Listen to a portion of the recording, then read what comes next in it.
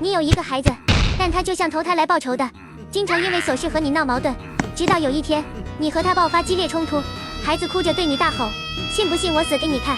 你震惊的一脸不可思议，小小年纪居然敢寻死觅活。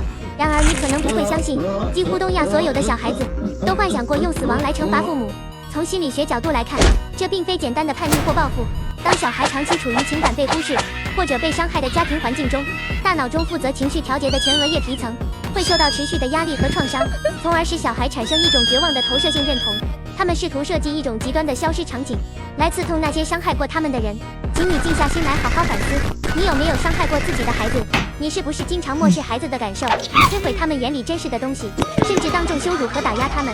孩子不说话等于哑巴，解释等于顶嘴，沉默等于赌气，哭等于矫情，不动等于傻子，挨骂时再做事等于不尊重，听话等于干了亏心事，成绩一般等于坏孩子，生病请假等于不想上学，做选择时征求你的建议等于没主见。东亚小孩对死亡最顶级的期待，应该就是想象父母跪在尸体前哭天抢地的场景。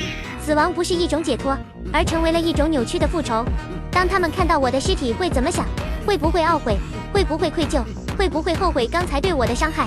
其实，死亡幻想不是幼稚的胡思乱想，而是童年的创伤在哀嚎，是一颗千疮百孔的心，在用最绝望的方式呐喊，渴望获得父母的关注与理解。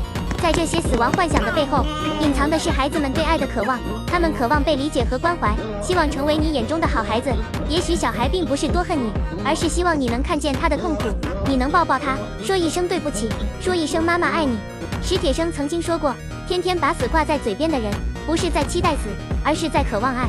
最后，我也想跟小伙伴们说一句，你要相信，父母终究是爱你的，你可能只是方式不够恰当。生活中除了不如意，还有毛茸茸的小猫，你喜欢的食物，远方的风景，憧憬的旅行，还有和你一起哭一起笑的兄弟闺蜜。宝宝一定要幸福，活着的意义有很多，只是你现在还没发现而已。